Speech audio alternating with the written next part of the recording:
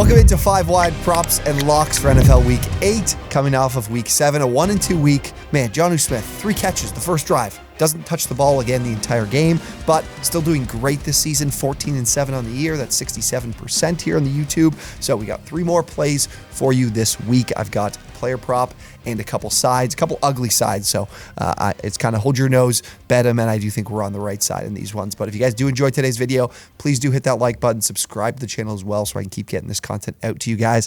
And let's get into these plays for Week 8. First up, my favorite play of the weekend. These interception props have treated me really well this year so far. I'm going to Kirk Cousins to throw an interception. Should be priced at around -110. Some books might be -115, but definitely lock this one in. Very, very excited about this one. So the Vikings rushing attack has been brutal this season. It kind of doesn't matter the opponent. Alexander Mattison has not been able to run the ball effectively. Cam Akers getting involved. Same old, same old. So they got a Packers team that they should be able to run the ball on, but I don't really have much confidence that that's going to be the case because they haven't done it against anyone. So I still think this team will lean on the pass game here. They're throwing the ball 40 times per game, which is the second most in the NFL. The Packers pass defense, though, has been excellent, allowing 6.7 yards per attempt, which is 8th in the league. Got an excellent secondary, got some talented pass rushers. Throwing the football on this team has been tough, but what has me attacking this player prop in specific is the fact that the Packers are blitzing at one of the highest rates in the league, 35% of plays, which is 4th in the NFL. So was able to, if you guys are looking to get any help here with your analysis on any of these teams, I use PFF for some of this information. Looking at Kirk Cousins against the blitz this season has not been good from that turnover perspective. So he has the second highest turnover-worthy play rate in the NFL against the blitz, 5.8%. The most turnover-worthy plays as well with 6, but he has yet to throw an interception against the blitz. So this is a guy that I definitely think is due. I bet on Brock Purdy to throw an interception on Monday night last week against a blitz-heavy team. That came together with a couple there, and this is a really good spot to attack. He threw an interception as well against the Bucs in Week 1. The Bucs are another team, much like the Packers, that do blitz a ton. Now, he didn't throw it in this specific game when the Bucs were blitzing, but a team that does blitz mixes up their play calls, mixes up their looks, can definitely confuse opposing quarterbacks, especially if they're under a lot of pressure because of the blitz most of the game. So I do like what the Packers can do here, and I like Cousins to throw an interception in this one, so we'll bet this. And I did mention we will be getting to some ugly sides here for this week. I'm going to go with the Panthers plus 3.5 against the Houston Texans. They are at home in this one, and I think that's very, very important here. I know this is a team that hasn't been able to pick up a win this season. What are they, 0-6? But teams that are winless going into Week 8 against the spread have been hitting it at over 62% rate. So I like the opportunity we have for the Panthers here. But let's get into this matchup a little bit. This could potentially be a get-right spot for the Texans rushing attack, which has been brutal this season. They've been one of the worst teams running the football in the entire league. Dameon Pierce is averaging less than 3 yards per carry, and the Panthers have been one of the worst rush defenses in the league.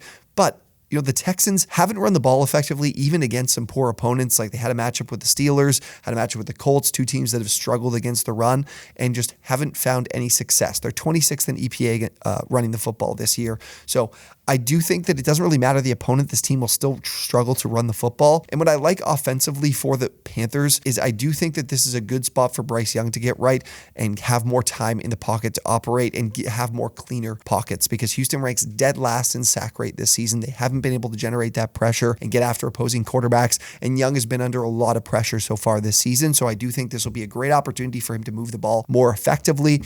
And for the Panthers offense on the ground, with Chuba Hubbard, with Miles Sanders, the Texans have struggled as a run defense. So I do think that we will get some. Hubbard's been very good the last couple of weeks. I think we'll get some effectiveness from their ground game as well and be able to put up some points. I think the Panthers secondary is pretty solid. So if they are playing the pass quite a bit, which the Texans have been throwing the ball a ton, I think they're in a good spot defensively. And again, going back to Young and those clean pockets that he's going to have the opportunity to work in here, he's completing 75.8% of his passes when in a clean pocket, which is 9th in the league. So he can be super efficient if you give him the time. And I think this is the spot for the rookie to finally pick up his first win in the league. And the final play, another side here. I'm taking the Seattle Seahawks minus 3.5 at home against the Cleveland Browns. Seattle has quietly been one of the best run defenses in the league this season. They're giving up just 3.5 yards per carry, which is 3rd, just 87 total rushing yards per game. Teams are not looking to throw or run the football on them much because they have been so stout. And the Browns are very reliant on their running game. They're running the ball at the 7th highest rate in the league,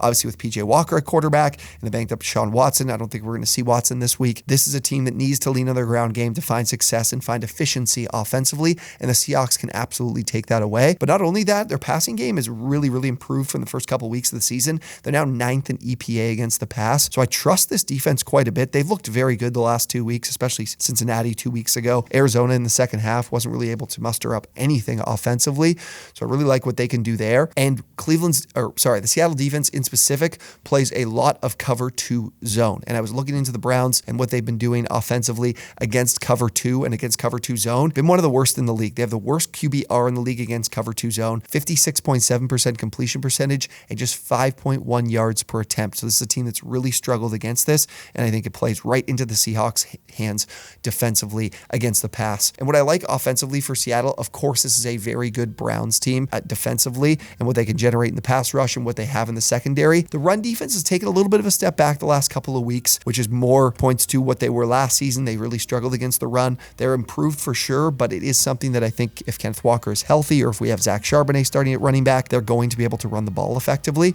And then getting DK Metcalf back here will be huge because the Browns like to play a ton of man coverage, and Metcalf, his size, his ability downfield is a great man coverage beater. Hopefully we get Tyler Lockett in this game. If we don't, an elevated role for JSN is not a bad thing here for this offense. At home, I think the Browns in a game here with PJ Walker back at quarterback yet again, I do think they take a step back here offensively after a big point production last week, and the Seahawks covered this one at home. Those are my 3 favorite plays for NFL Week 8. We're locking Kirk Cousins to throw an interception. The Panthers getting some points at home, plus 3.5, and Seattle minus 3.5 at home as well against the Browns. If you guys enjoyed, again, today's video, would really, really appreciate if you hit that like button for me to let me know that you're watching and enjoying this video. Again, hit that subscribe button so you get more content like this. We're posting NFL content every single day. Thank you guys so much for watching, and we will see you on the next one.